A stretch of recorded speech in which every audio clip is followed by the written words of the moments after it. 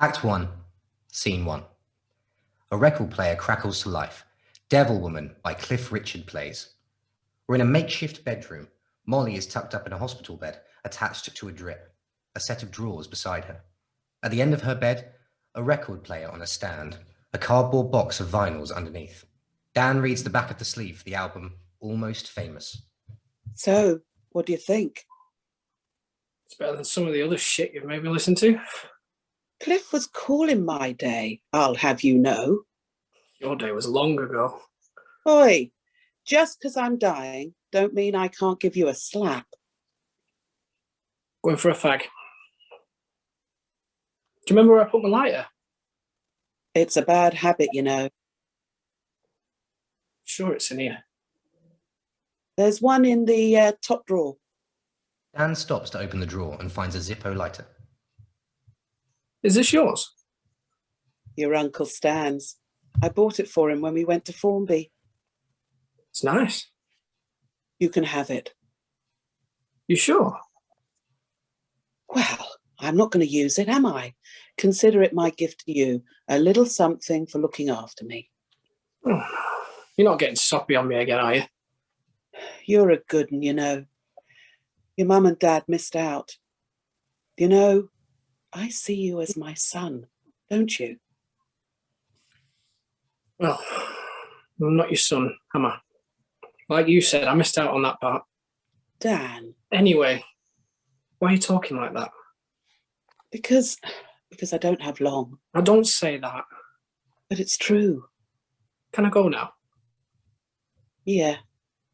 Dan walks to the other side of the stage. I love you. Dan doesn't say it back. Molly shakes her head and smiles. Dan admires the lighter again. Molly's face screws up in pain. Dan sparks up, takes a deep drag. Molly struggles to breathe, hyperventilates. Dan holds in the smoke. Molly seems to stop breathing. Dan exhales. Molly gives one final breath. Her head lolls to one side. She's gone. Dan lowers his cigarette, stubs his cigarette, walks back over. I'm sorry, I was being a dick. You know what I'm like when someone mentions mum and dad. I know you were just trying to be nice. I just don't want to think about that. Are you giving me the silent treatment? Come on, don't ignore me. Mol? Mol, wake up. Come on, the symphony. Molly? Molly? Can you hear me? Wake up. I'm sorry, okay? I didn't mean it. Just wake up. Mol? No. Please don't. It's not time yet. Molly! The lights cut out. Then we hear an ambulance siren. Scene 2. A doctor covers Molly up with a sheet. Dan stands aside. The doctor walks over to him. I'm sorry for your loss. Thank you. Are you her son? Nephew. Right. Well, there's no rush or anything, but I will need you to sign the death certificate. Oh, you need to speak to my uncle about that. I didn't think Mrs. Meadows had a partner. I meant a brother. Oh, I didn't know she had a brother. Might as well or not. Oh, I see. Have you spoken to him yet? Nope. Right. Well, actually, we need you to sign it. Me? Yes, unfortunately, it needs to be whoever was with her when she died. Right. Like I said, there's no rush. If you'd like, I can call the funeral director. Thank you. Phone's in the hallway. The doctor exits. Once she's gone, Dan doubles over and gasps in pain as if he's been holding his breath. He starts to cry. Scene 3. The hospital bed has been stripped, covers and pillows in a pile. The drip is gone. Dan is sat on the other side listening to Atmosphere by Joy Division. He lights a cigarette, turns the Zippo in his hands. As he does, Molly enters, fit and healthy, younger even, a ghost. When are you going to give that up? Oh, God, you sound like an old man. What are you doing here? Oh, that's nice. I live here, thank you very much. You did. Oh, you knew this was a long time coming, love. Still shit. Oi, language. I'm going mad. It's called grief. But knowing you, you're probably blaming yourself for something, aren't you? Should have been there when it happened. Oh, son, you couldn't be at my side all the time. I should have been. I knew it was going to happen, but I can't remember the last time I saw you stood up like that. I know, right? Feels good. You look good. What do I do now, Mol? Only you know that, sweetheart. Molly disappears. Dan wanders to where she stood and lights up another cigarette, admires the Zippo again, then pockets it. As he smokes, John enters and looks around. He pulls up the needle on the record player, cutting off the song. Dan whips round. He sees it's John and turns back around. Takes another drag. She let you get away with that, did she? Uh-huh. You know when they're picking this up? Monday. And where am I taking you? Steve's. I went to school with him. You'll have to show me the way. How long do you think you can stay there? Don't know. I lives with his fiancée. Why? We're going to sell the house. But I live here.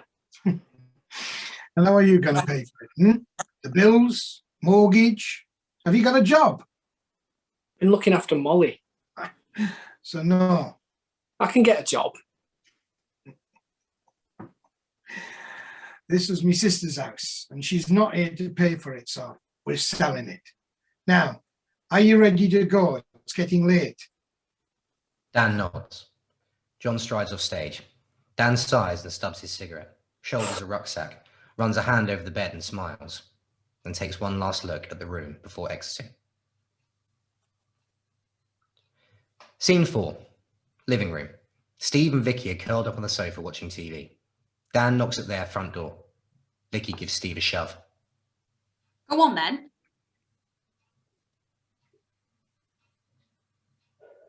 You all right, mate? Vic! Dan's here! Who dropped you off? John. Prick. Come in here. Dan follows Steve into the living room. Vicky gets up to hug Dan. Hang on. Make him a brew. Yes, boss. Oh, sit down, sit down. Are we holding up? I know, stupid question. I'm sorry. She sounded like a lovely lady. Kettle's on. Who dropped you off? John. Ugh, prick. How was he? Told me they're selling the house. He's kicking you out. Can't do that. They? You mean him and your dad? Probably. Does your dad know about Molly? Should have been up here already. Shut up and finish your brewing up. Fine. Coffee, 2 sugars, right? Yeah, cheers. I'll have a hot chocolate, please. You'll get what you're bloody giving. You know you can stay here as long as you like, don't you? Thanks, Vic. Oh, hey, we're going down the pub tomorrow night. Do you fancy it? Just a couple of mates? Well, I've not really been out in a while. Really, Reed? They're lovely. Well, mostly. Scene 5. We're in a pub. She's Electric by Oasis plays loudly on the jukebox. Jess, Luke and Nicola are sat around a table when Steve and Vicky enter with Dan. All right, guys. This is Dan. Hi, Dan. I'm Luke. Leave him alone. I was just saying hello. Yeah, right. Anyway, that's Nicola. You're right. And that's Jess. Got a drink. Oh, mate, are you getting around? Fuck off and buy your own. Cheeky bastard. What you having? Cider, please. Okie dokie. Vicky, got some money? Oh, bloody useless. Love ya. Grab a pew, Dan the man. On shift. No, I'm comfy. Luke, go give Steve a hand. You buy me a drink. Oh, tell him I said so. Men. Go sit down next to Jess. Hi. Hi. I told Luke what you said about the stag do. Oh, why? What'd he say? Asking myself. What? Talking about the stag do. Oh, yeah. What's this about not having it the night before? That's tradition. I'm not having you two turn up pissed at the We altar. wouldn't. Oh, yeah, after what happened at Billy's. What happened at Billy's? They tied him to the fence across from the corner shop, naked. Some old lady was on her way to pick up the paper, almost had a heart attack. Look, nothing like that is going to happen, I promise. Yeah, right. I've heard the stories about you down What? the village, You can mister. trust me. Yeah, as far as she can throw you. I'm gonna go and get some fresh air. Right. Dan brushes past Jess on his way out. She's the only one who watches him leave. Scene 6. Dan is sat on a bench. He struggles to light a cigarette because he's shivering. Jess enters. And Could do it too.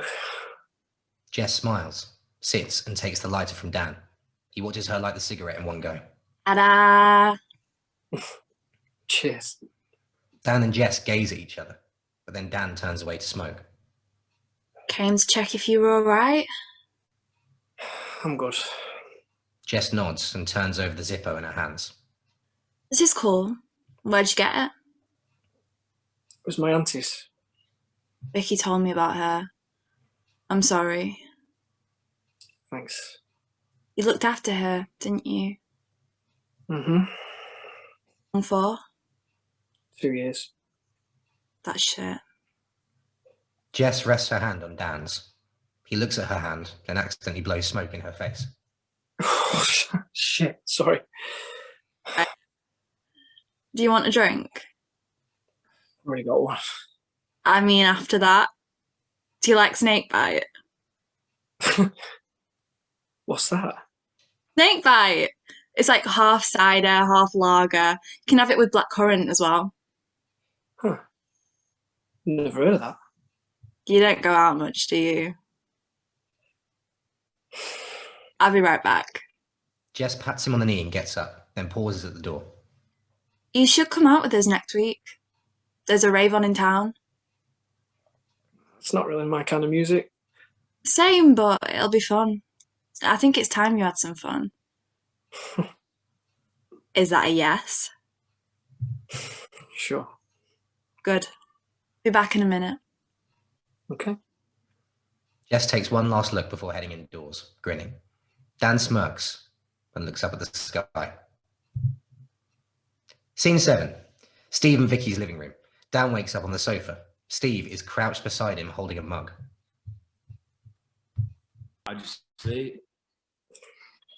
What time is it? Got a bit of here for you. Leave it on the table. Make your breakfast soon, you whole shebang. Anything you don't like? Beans. Tomatoes. We've got any in anyway. How can you not like beans? Just don't. Fair enough.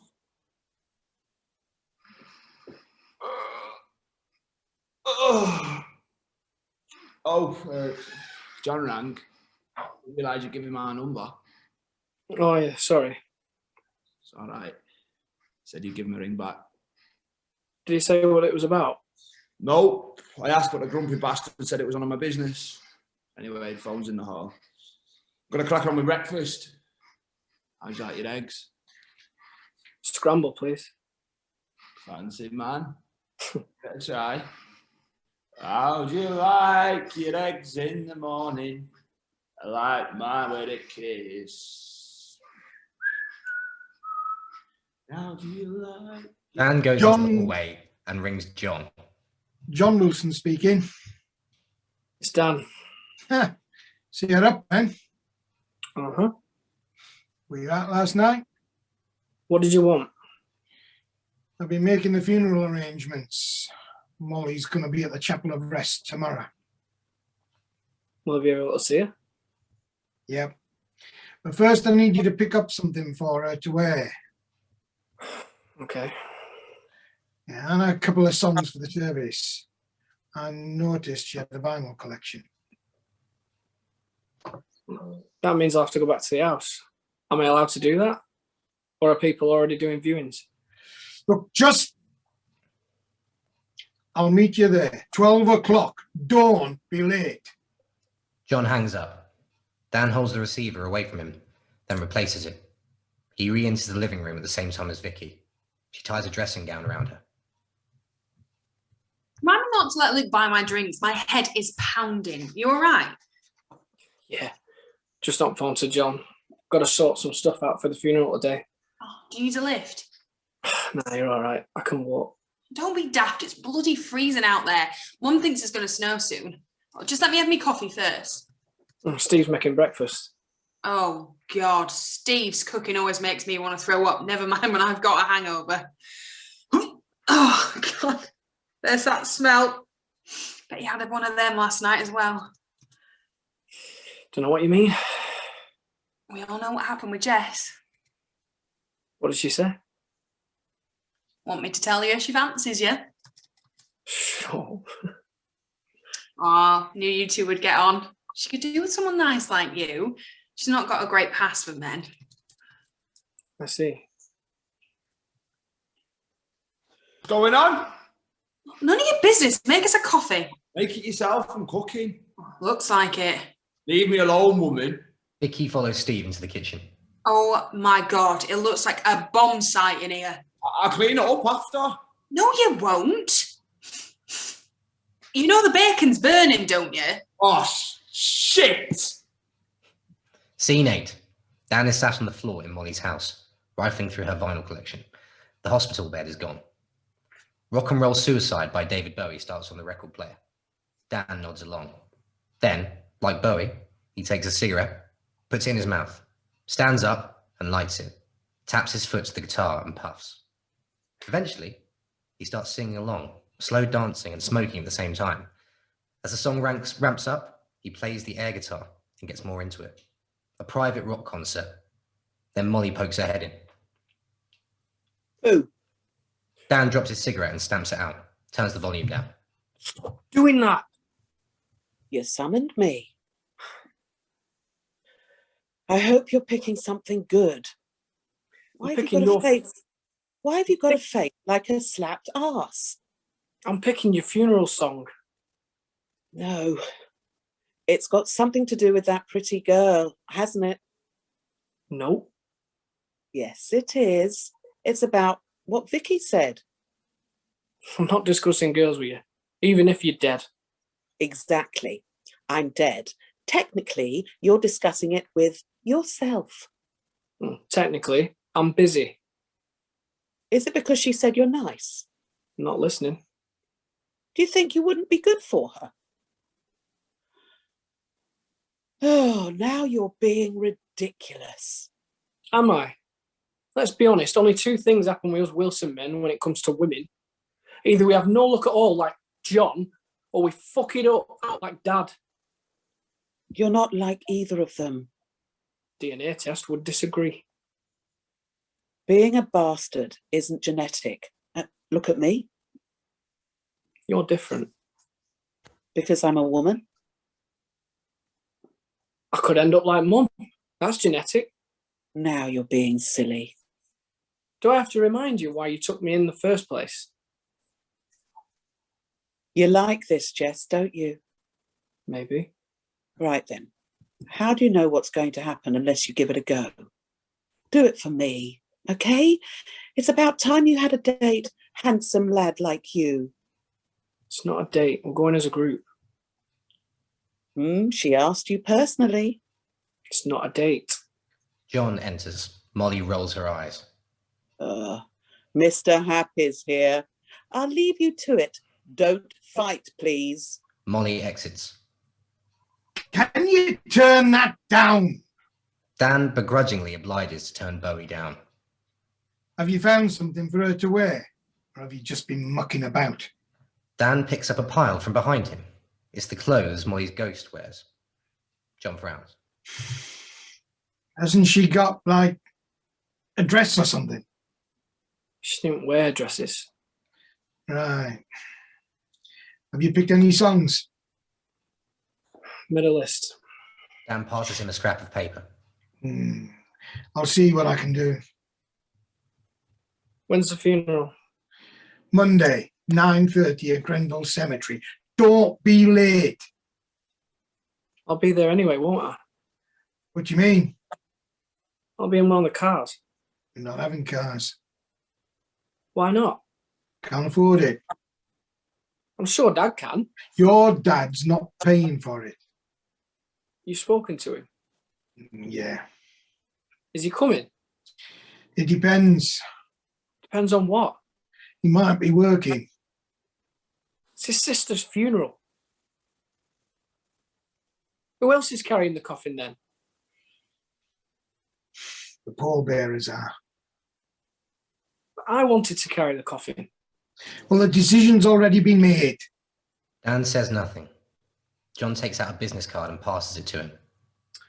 That's the chapel arrest. Give him a call. Don't just turn up. Thanks. John exits. Dan turns the volume back up, but the album is finished. The record player just crackles. Scene 9. The funeral director waits for Dan. Good morning. Hi. I've come to see my auntie. Oh, you must be Dan. John said you might be coming. Molly's just in there. The funeral director leads Dan to Molly's coffin, balanced on a buffet. Take as long as you need. I'll just be outside, okay? Thank you. The funeral director leaves Dan alone to read a newspaper. Dan walks over to look at Molly. Her ghost appears behind him. Is that a modesty panel? Who cares if my cleavage is on show? John probably asked for it. Sounds about right. He's always been a prude. They've given me chins. Looks better than what you did. More like yourself. Fat, you mean? No. I know. I lost a lot of weight. Had to take a terminal illness, though. Wouldn't recommend it as a diet. Probably safer than most. See? You can be funny. Where are your glasses?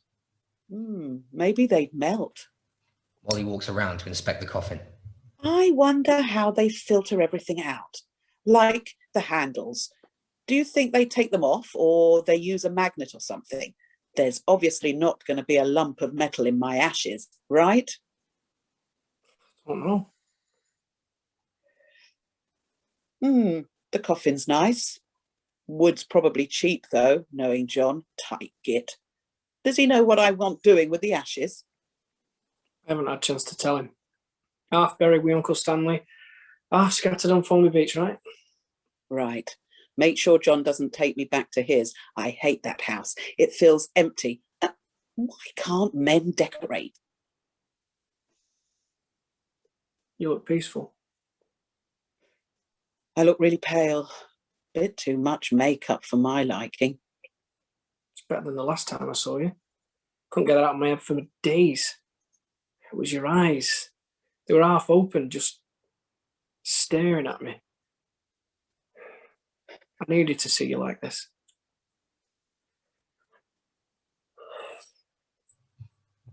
This is the last time I'm going to see you. Hey, I'm still here. I mean, like, here, you know? Yeah. Dan leans to the coffin and kisses Molly. He pulls back, rests a hand on hers. You're freezing. Oh, God, you've really gone, aren't you? I'm sorry, love. But it's not goodbye. Just see you later, yeah? Dan edges for the door, looks back at the coffin one last time. See you later. Dan leaves the room. The funeral director jumps up and puts her paper down. Everything okay? Do you want a tissue? Yes, please. The funeral director gets one for him. Thank you. Was everything satisfactory?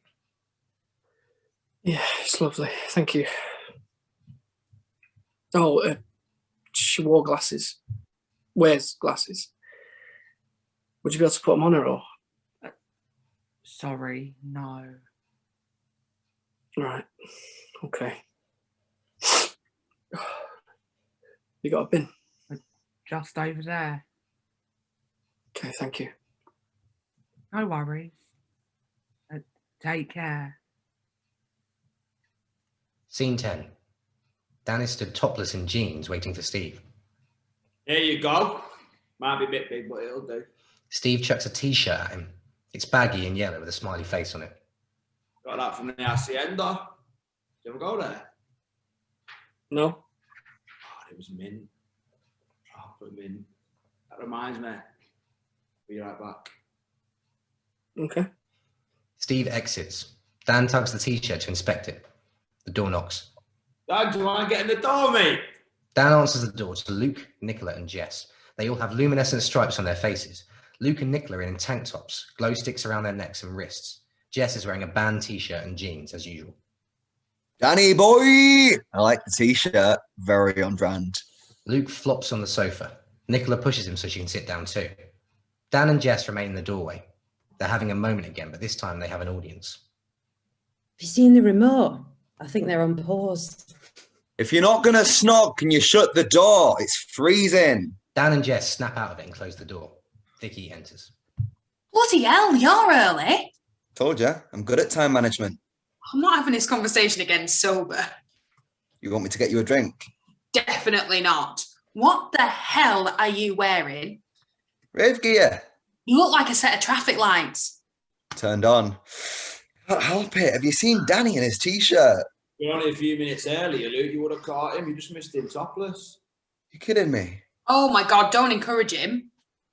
I apologise on behalf of all of us. If he's making you feel uncomfortable, just tell me and I'll give him a slap. It's fine. Kind of like it, actually. It's flattering. See? What time is the bus? Not for another half an hour yet. Have you got another top? I don't think I want to wear this one. Come with me. Luke, you help me find something. All right. Nicola, Vicky, Steve and Luke all exit, leaving Dan and Jess alone on the sofa. Dan gestures to Jess's face paint. What have you done with your... Oh, thanks. Do you want me to do yours? Sure, go for it. Don't feel obliged. It's okay if you don't want me to. No, it's cool. Do they go in the dark? Yeah. Everyone does it at these things. Helps you not lose each other in the crowd. Jess takes out a palette and starts painting Dan's face. It's very intimate. You've been to one of these before, then? A couple, yeah. Did you ever go to the Hacienda?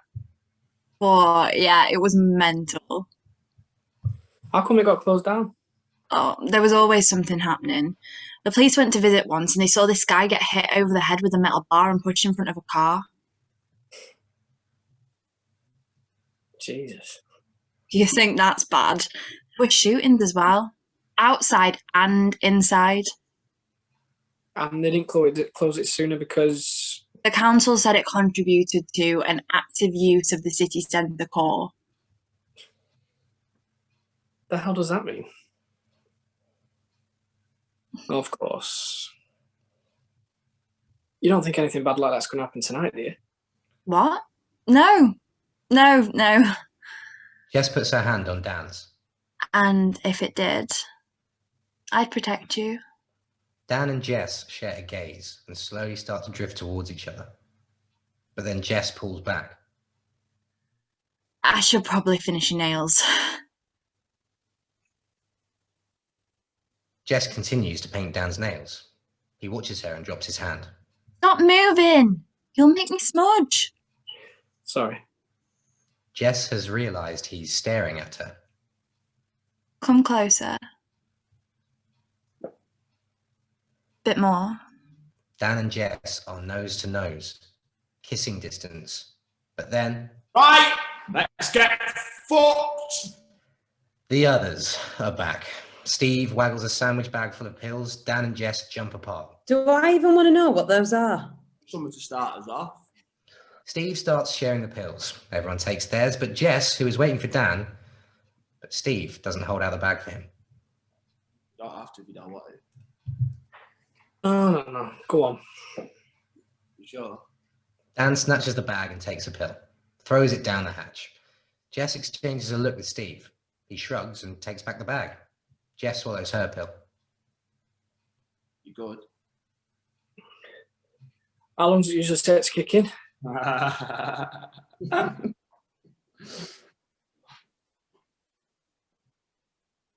What? Scene 11. The gang, except Steve, are part of a rave in a warehouse. They bob to Killer by Adamski, sweaty and ecstatic, high as kites. Dan is front and center. Steve enters and pushes towards him, tugs on his sleeve for his attention. Like these. You want one? Steve offers him a handful of multicolored pills. Dan nods enthusiastically and snatches one off him. Steve laughs and pats him on the back, then shares the rest with the others. Dan sticks his tongue out at Jess. She giggles. Killer fades into Freed from Desire by Gala. Tune! Dan, dance with me. Luke drags Dan aside. Dan shoots a fleeting glance at Jess. She shrugs. He smiles and goes along with it. Then Nicola appears by her side. What's going on with you and him then? I don't know what you mean. Oh, come on. You've been staring at him all night. Is it that obvious? Yes, and if you don't snog him, I will. I think you tonight. Well, I've got to get my fill. Once you're married, it all stops. Got to get the chances when you can. What if he's not ready for that? Hans died. He's not gone through a breakup, has he? I don't think he's ever had a girlfriend the time I've known him. So you're saying he might be better off with Luke? No, I'm saying grief makes you horny. So he'd have anyone, just Jess was the first one he saw. Oi! Nah, he likes her, and Dan's special. So if you break his heart, I'm stripping you of your bridesmaid status. Him. Nicola inclines to the boys. Luke is making kissy faces at Dan, who is laughing, pushing him away. Steve's in his own world, dancing to himself. As Vicky and Nicola disapprove, Jess and Dan catch eyes again. So are you going to go over there and kiss him, or do I have to bang your heads together? Okay, I'm going. The boys are barn dancing, linking arms and swinging each other around. When Jess walks over, Luke swings Dan too hard and he spins off, bumping into her. Oh God, are you okay? I'm fine. I've had worse at gigs. Watch what you're doing. Sorry. Come on, you. I'm getting some water. Steve leads Luke away. Jess looks back at the girls. They urge her to go on. So, you having fun? Yeah, you? Good. That's what I like to hear. I know this one. Yeah. You want to dance? Jess offers her hand. Dan stares at it, then takes it. They start dancing, jumping to the music. They're laughing. It's a bit of fun at first, being silly. Then it gets more intimate. Their bodies closer, slowing down as the music ramps up. Vicky and Nicola watch them. Steve and Luke return with 6 cups of water. One points them out to the other. Dan and Jess are nose to nose, breathing heavy. They touch each other's faces. Then the chorus kicks in one final time and they kiss intensely. The others hoot. The boys send the water flying. It splatters Dan and Jess and they break off, laughing. Scene 12. Steve and Vicky's living room, but they are nowhere to be seen. Luke is sprawled on the couch. Nicola is curled up on the armchair. Both are asleep. Dan and Jess lie facing each other on the floor, whispering. Who's that snoring? She's always been like that. We used to throw pillows at her during sleepovers and she'd never wake up. My God. So, how long have you known Vicky and Nicola? In school, yeah. They were already friends when I met them. Nick and Vic. I was the quiet new kid. They sort of took me under the wing. That's cute. How long have you known Steve? Since secondary school. We used to be inseparable. Tried to keep in contact when he left, but he got a job with his dad, so I just sort of did my own thing. When was the last time you saw him? I don't know, a couple of years ago. He'd only just met Vicky. Oh, I thought you and her knew each other for longer. Nah, she's just able to be good friends with everyone, isn't she? Yeah, true. Did she tell you anything else about me? No, just about your auntie and that. And that you're special. Special needs, you mean? No, you know what I meant. And I agree with her. I think you're special too. You've only just met me. And last night was special. And you were there, so that makes you special too. And you? Why, thank you. Seriously though, I've never met anyone like you. But you've only just met me. Dan and Jess go in to kiss, but as they do, Steve tiptoes into the room wearing Vicky's dressing gown and nothing else. He accidentally knocks something and winces. Luke jumps awake. Nicola is still fast asleep. What was that?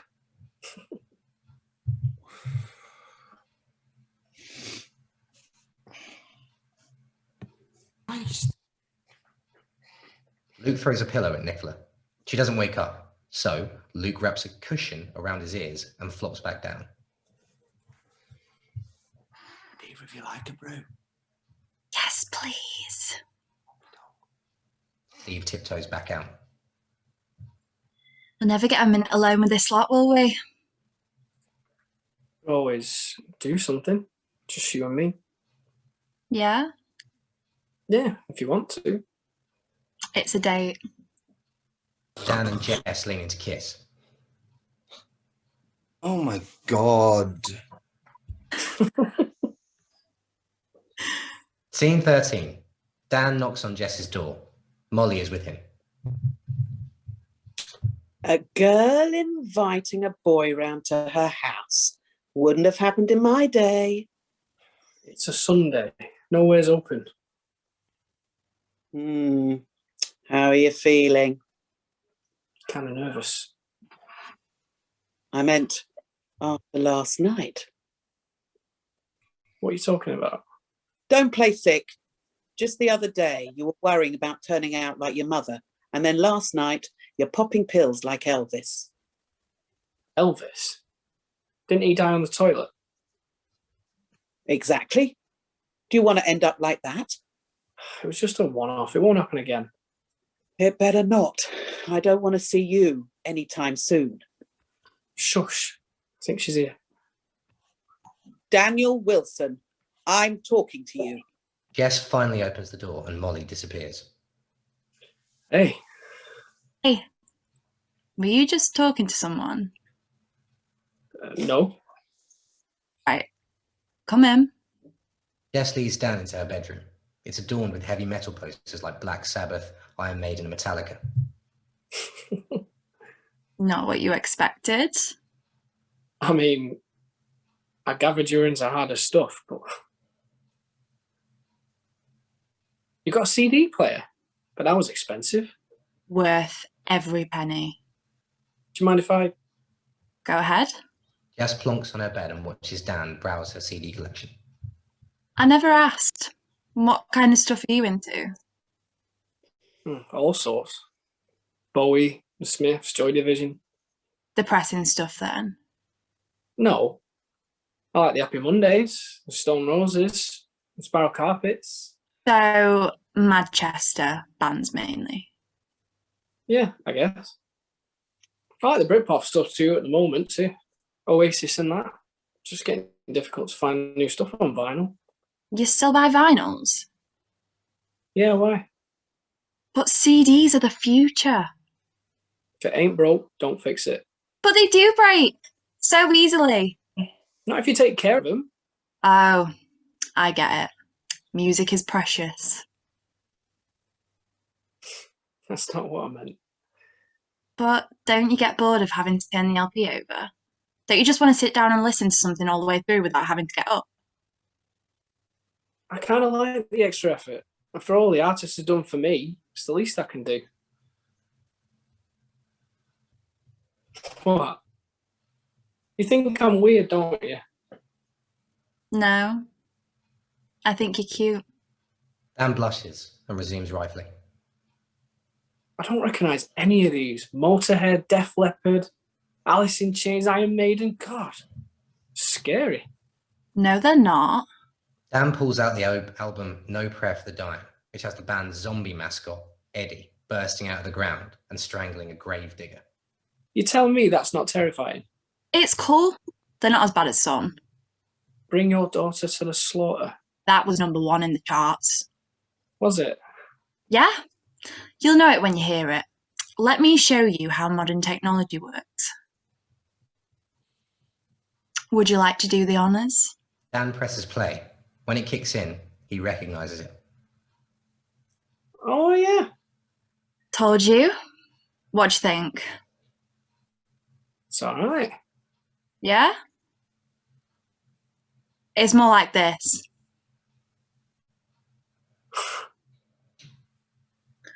Oh, my mum, if I go before her, I want this at my funeral. What did she say to that? Don't talk like that, and even if you did, I'm not playing anything like this. It's dreadful. Where is she? At work. So it's just you and me. Jess steps forward, one thing on her mind. They start making out. Jess tries to lift Dan's shirt, but he pulls away. Sorry. Are you alright? Did I do something wrong? No. You don't have to do anything if you don't want to. I do. It's just, I can't stay. Funeral's tomorrow. Oh, shit. Of course, yeah. Oh my god, and I just told you what I'd said to my mum.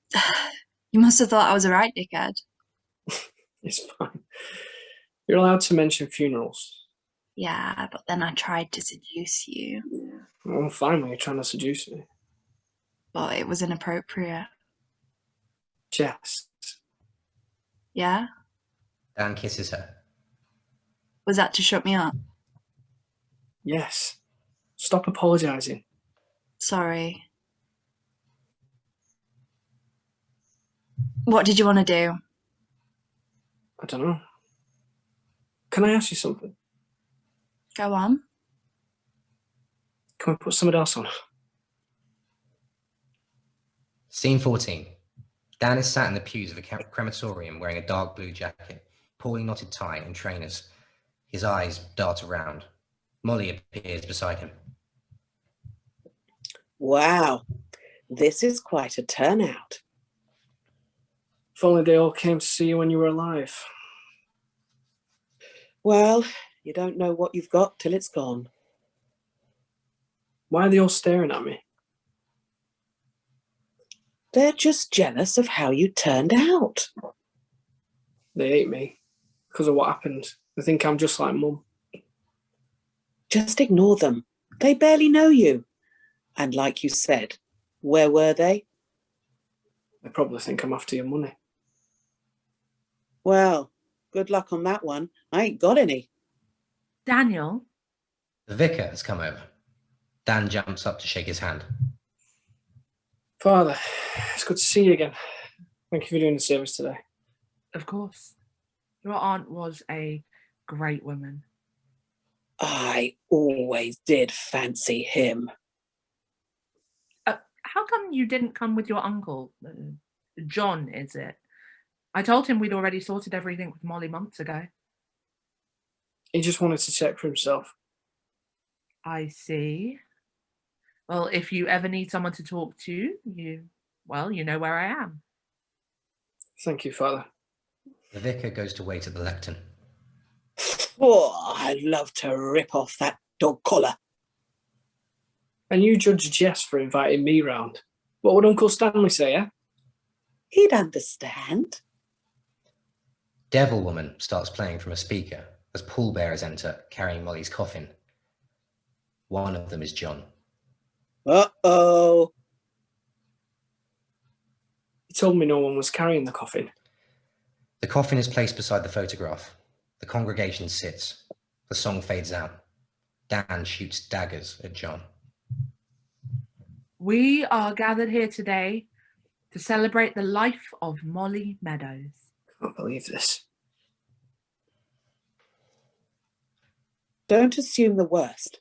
Maybe one of the pallbearers pulled a sickie. Since when was Uncle Fletcher a pallbearer? God, is that him? Oh, he's put on a bit of weight, hasn't he? I told you his wife was a fat feeder. He barely even knew you.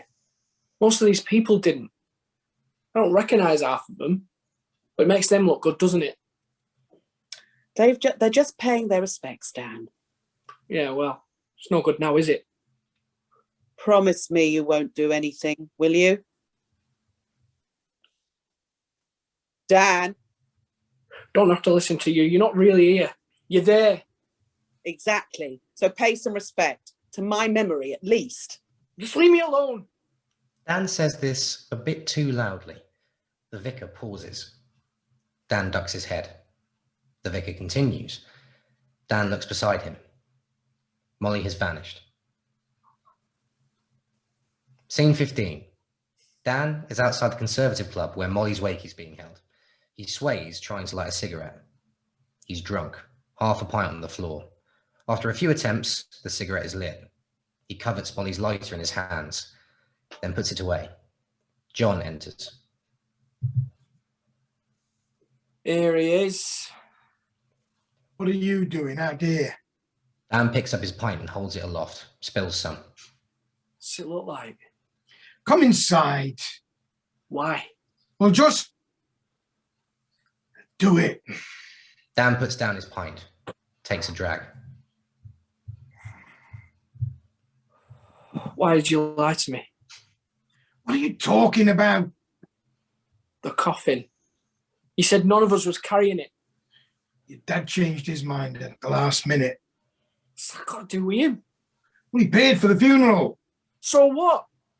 Do you think I'd drop it or something? You trusted Uncle fucking Fletcher over me? Yes, he did. And you know what? I don't blame him. And you know why? Because you're an embarrassment. Just look at you. Jesus. Why did Molly even bother if you're just going to throw it back in her face the moment she's gone? Do you want to end up like your mum? Fuck off! Excuse me? You heard me. Who do you think you are anyway? My dad? No, but... That's right. You're not. Because you're here. And he's not. Well, your dad couldn't make it because... Don't make any excuses for him. He didn't come to Mum's either. He's a prick. And he's got you wrapped around his little fucking finger. I want you to leave. Why? Because I'm right. No, because nobody wants you here. Tell me something I don't know. This family's always hated me. But where were they all the last 2 years, eh? Where were you? Where were you when Molly needed you? Where were you when she was dying? Yeah, that's what I thought. Dan stamps out his cigarette, picks up his pint and turns to leave. You really are just like her. What did you say?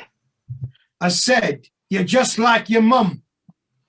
Dan whips round and launches his glass at John, but his uncle avoids it just in time and it explodes. Dan winces and clutches his cheek, checks his hand. He's bleeding. John stands up slowly, but Dan rushes off before he can say anything. Scene 16. Jess leads Dan to her bedroom. I know it's for a funeral, but you look pretty hot in that suit. Oh my God, what happened to your face? Broke a glass. Oh shit, let me go get a cloth. I'll have to use tweezers to get that out. Be right back. Jess exits. Dan sits on the bed. Molly's ghost enters. What on earth have you done? I was defending your honour. Is that what you thought that was? There was no need for it. What if you hadn't ducked in time? What if you'd hit him? Good. No, not good. You could have seriously hurt him. He would have gone to the police, pressed charges. No, he wouldn't. Yes, he would, because it'd teach you a lesson. I thought you'd be happy. Why would I be happy? Because he's a prick. He wasn't there for you. Doesn't mean you can chuck glasses at him. He's my brother. He's still family. And we don't mean shit. What? Are you mad at me? You know me. I wouldn't be mad. I'd just be disappointed. Yeah, well, join the fucking club. I thought you were better than this. Molly disappears. Jess re-enters with a damp cloth and tweezers. Bloody hell, I've just had my mum interrogating me. She wants to know who you are, what you're doing here. I thought I was going to have to physically stop her following me. She's probably got her ear pressed against the door as we speak. Jess sits beside Dan. Right, I'm going to pull out the glass. I've never done this before, so... Jess extracts the shard slowly. Crap, it's in pretty deep. I think we just yank it out, okay? On the count of 3, yeah? 1, 2... Jess yanks out the glass. Dan starts bleeding again. Jess shows him the shard. Look at that. Oh shit, you're bleeding. Jess drops the tweezers to stem the flow. So, are you going to tell me how you did this anyway? You're going to think I'm mad when I tell you. We're all mad here. It stopped bleeding, but I've made a right mess. Well? I threw my glass at my uncle. Wow. Like that. We had an argument, family stuff. We've all got that. I mean, I've wanted to throw things at my mum before now. Is it just you and your mum? Jess puts down the cloth. Yeah. Dad left when I was younger. Same. What happened? Dad cheated, classic story. And what about you? Mine couldn't cope with my mum. She was a pisshead. She died, right? Alcohol poisoning. One night she just went a little bit further than usual. Jess rests her hand on Dan's forearm. I'm sorry. Dan pulls away. Don't be. It's not like she was a good mum or anything. It's why I shouldn't drink. You're not your mum, Dan. How do you know? Because I know you. No, you don't. Like you said, we just met. I know you're not an addict. Maybe I am. My uncle said I was just like my mum. What if he's right? He wasn't. No. You don't understand. I'm not right in the head. Dan. Jess moves to comfort Dan. He pulls away again. Can I ask you something? Yeah? Do you like me? Because I like you. I like you a lot. Yeah. Of course I do. No, you don't.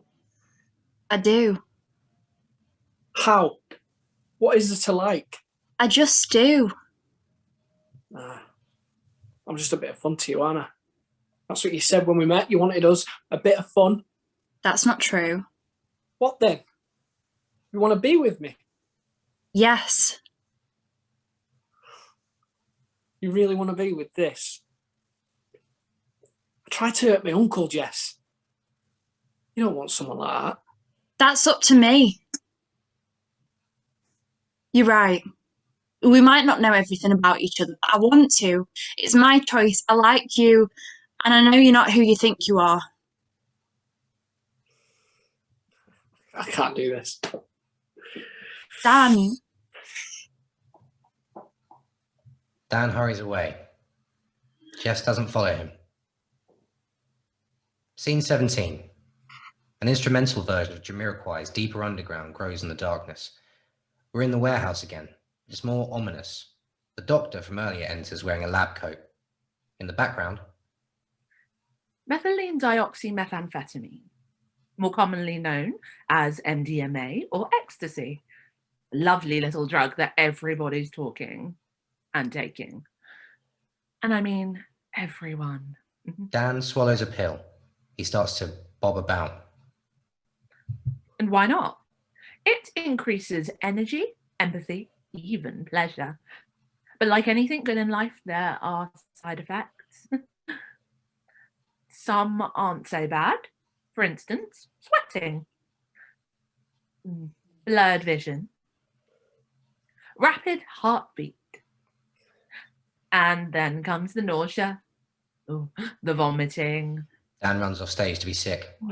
diarrhea, erectile dysfunction. Dan stumbles back on stage, walking like he's weak. Eventually, it messes with your mind.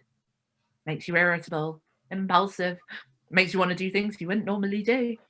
Dan gets a water, gulps it down. Some slops on his shirt. He wanders the stage, back and forth. Next thing you know, you can't sleep. You're paranoid. Oh, you're hallucinating. There's a spotlight on Molly, then she's gone in a blink of an eye. Dan is seeing things. Well, the doctors call it neurodegeneration. But that's just the fancy way of saying going mad for it. Now, the music really kicks in. The doctor fades away and Dan is left with his demons. Other characters pop up in spotlights where he walks and he backs away from them. He becomes increasingly frantic and eventually runs off stage. Scene 18. Split scene. Stage left, the girls are on Vicky's hen do. They're sat in a semicircle wearing tutus and headbands. There's an inflatable penis. Vicky is doing a rendition of Who Do You Think You Are by Spice Girls. On stage right, Steve and Luke are stood in bright pink t-shirts. Steve's Stag Spectacular on the front, the groom and Prince Charming on the back, respectively. Their glasses are almost empty. Where did the girls end up tonight? Karaoke, I think. You kidding? In the gay village? Why can't we do that? I bet Luke wishes he was here right now. Can't we go and join them? No, we're separate. It's a lads' night. It's boring. And everyone else has gone home. Look, it's not my fault. It's a school night and everyone I know's got kids, is it? Where's Danny boy? Toilet, I think. So you've not seen him since he came round? Nope. Is he all right?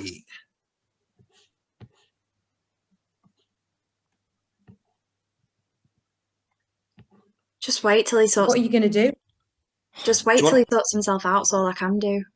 Do you want a drink? Yes, on me. Oh dear, fuck me. It's a miracle. Go on then. Luke gives him a middle finger and exits. Steve finishes his drink while Vicky finishes singing and rejoins the girls to applause. That was beautiful. Harry Halliwell was here with us. You think I'd be Ginger Spice? Close. It's either that or sporty. I am nothing like Mel C. Well, you're definitely posh. Hey! Who would you say I am? Oh, easy. Mel B. Scary Spice. Yeah, and Jess would be Baby. You do remember I'm the metalhead here, don't you? Fine, you can be Scary Spice. Jess shoves her playfully. What'd I miss anyway? We were talking about Dan. Ah, Luke re-enters carrying 2 pints, passes one to Steve. Eager? Yes. Didn't happen to see Dan on your travels, did you? Nope. How was he last time you saw him? not good. Tell you he moved out. What? No, how come? Said he didn't want to be in the way. Is he out with them tonight? Think so. Do you think we should go look for him? But he'll turn up.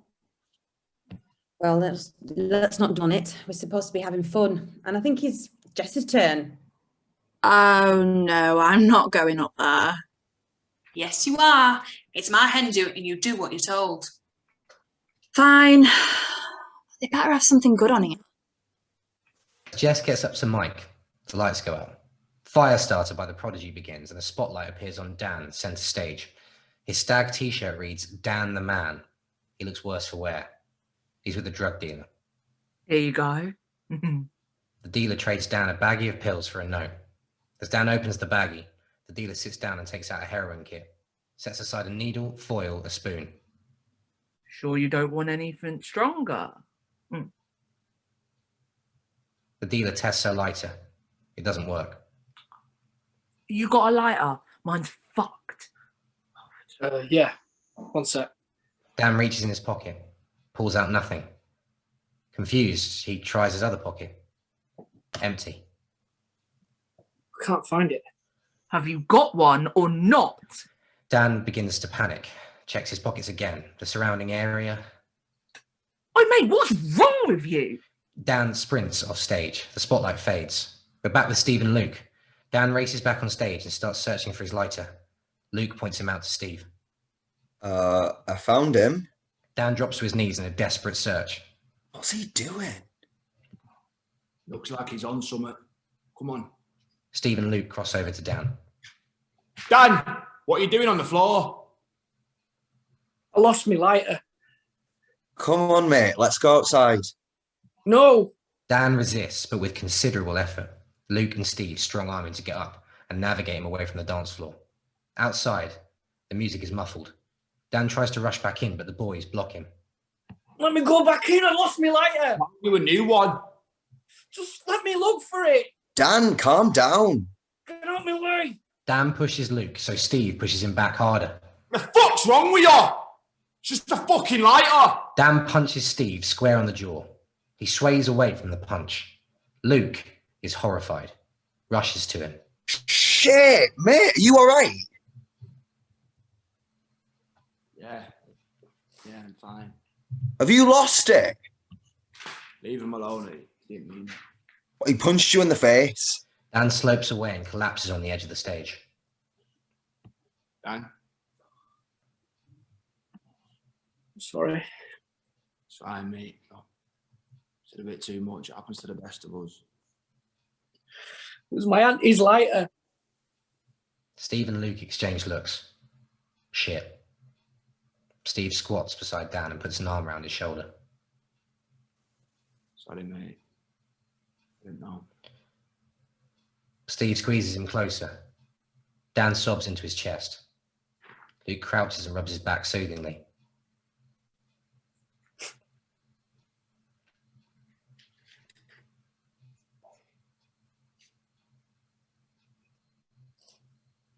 Dan continues to cry.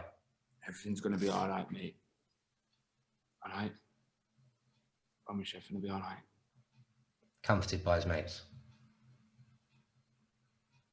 Scene 19. Sounds of vomiting. We're in Molly's house. Dan enters, wiping his chin. He collapses where the bed used to be and leans against the bedside table, shaking and sweating. He inspects his hand. The knuckles are bruised. Then he takes out the baggie of pills. He's about to open it when John enters. What are you doing on the floor? Dan hastily stuffs the baggie in his pocket. Jesus, what's wrong with you? What do you care? How do you know I was here? Steve told me. What do you want? It's about the will. What about it? Molly left you something. She did. Record player. Dan stands and gravitates towards it. Am I allowed to have it? Well, if that's what Molly wanted, you must deserve it. Do I?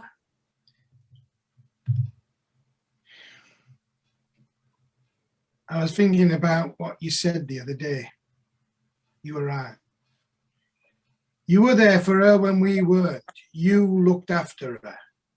It's better than anything me or your dad did. I'm sorry for what I said. You're not like either of them. Thank you.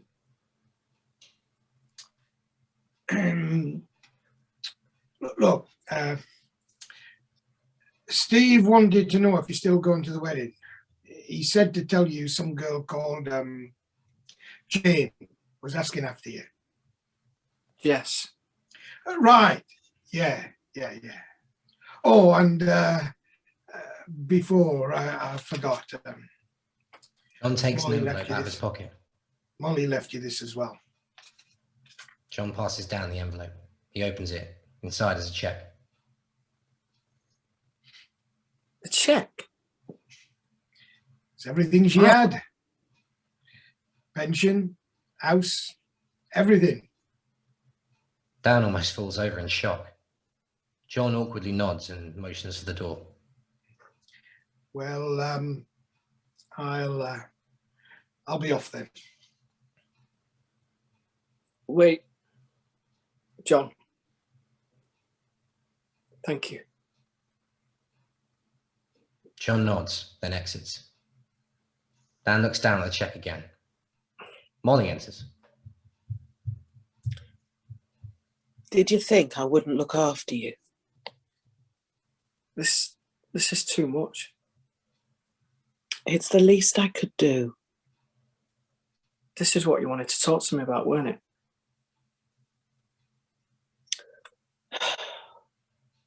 What's wrong? You're sorted. We should be celebrating. No, not everything's sorted.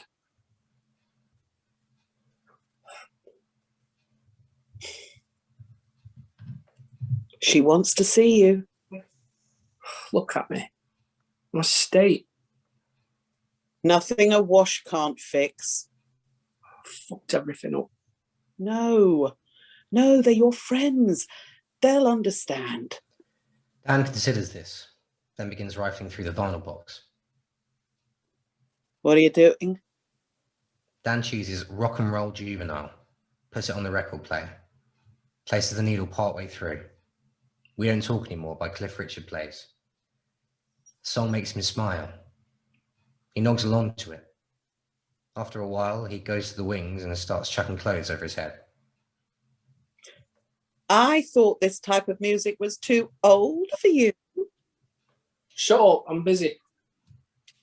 Why don't you just wear what you wore for my funeral? Because that was for a funeral. But it's a suit, isn't it? And Jess thought you looked good in it, didn't she? I guess so. Dan re-enters carrying his outfit from the funeral. Right, avert your eyes. I've seen it all before. When you were little... Just do it, will you? Okay.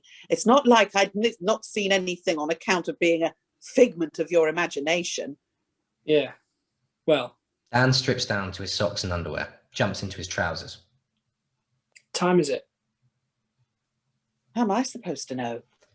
Dan checks his watch, finishes getting dressed in haste. Shit, I've missed the ceremony. Are you dressed yet? Just about. Molly turns around. Dan is knotting his tie. How do I look? I'm not answering. Otherwise, your head won't fit through the door. Dan rummages in his jacquarded jeans. Now what are you doing? Dan procures the baggie of pills, hesitates a moment, then chucks them in the bin. Very good. Now, get out of here already. I'm going. Wish me luck. Dan runs off stage. Molly watches him go proudly, then dances to the rest of the song. Scene 20. We're at the pub for Steve and Vicky's wedding reception. The happy couple chat to the vicar from the funeral, thanking him for the service. Luke dances away to It Only Takes a Minute by Take That. Nicola and Jess sit nearby. Nicola laughs, but Jess is distracted, keeps checking her watch. Unable to sit any longer, she gets up and puts on a parka coat.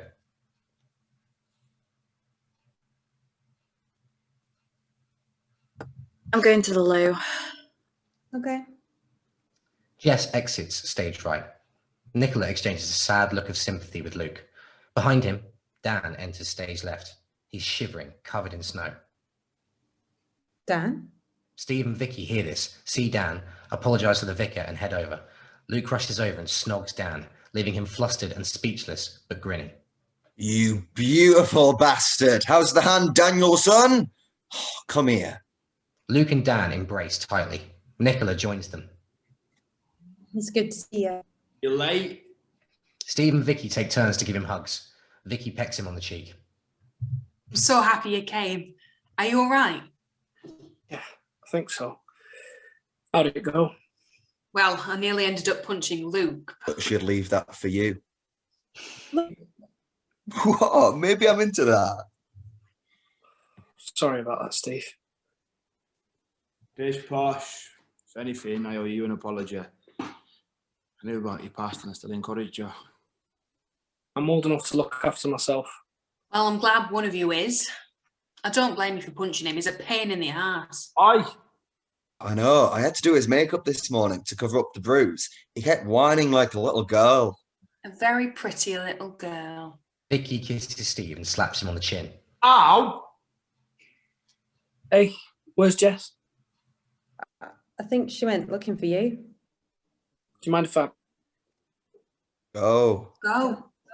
Dan hurries off stage. We'll go off then. Not like you owe me anything, or out.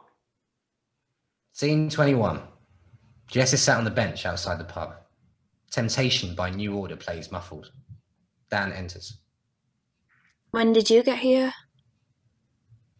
Just now. Didn't think you were coming. Neither did I. You can sit down, you know. Jess makes room for him. Dan's teeth chatter. Do you want my coat? I'm all right. Don't be a dickhead. Jess takes off her coat and offers it to Dan. He puts it on. It's amusingly ill-fitting. Suits you? Thanks. How's your hand? Get in there. Dan shows her hand. Jess holds it and strokes the bruises. I'm a dickhead, aren't I? Yeah. But you're my dickhead. I'm sorry. Thank you. Are we all right? Yeah. I've got a lot of stuff going on in my head. I think it's time I try and sort it out. Good. You're gonna be all right. Just takes time. Come here. Jess hugs him tight. As they separate, they catch each other's gaze and hold it. Jess strokes the scar on his cheek, and then they kiss, slow and sensual. When they part, Dan rests his head on Jess's shoulder and snuggles up to her. Then Luke runs in. Oi, lovebirds, you're missing the first dance. Dan and Jess jump up and are ushered inside. Scene 22. As Steve and Vicky sway to I Want to Be Adored by the Stone Roses, Dan and Jess get a drink. A snake bite and black for Jess, and water for Dan. When the first dance ends, the others cheer. Then Step On by the Happy Mondays kicks in. Everyone roars in delight. Steve and Vicky encourage the others to join them. Luke convinces Jess to abandon her drink. Dan watches his friends dance. Across the stage, Molly enters. Dan sees her. She smiles and nods for him to join in. He smiles back and puts his drink down. Molly raises a glass to the audience and exits. When Dan turns back, she's gone. He's sad, but then Jess urges him to join them. They all do. So Dan does, grinning.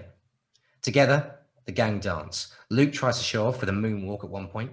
Steve and Vicky egg him on, arm in arm. Nicola shakes her head. Even the vicar busts a move. Dan takes Jess aside, twirls her around, then dips her, and they kiss. Curtain.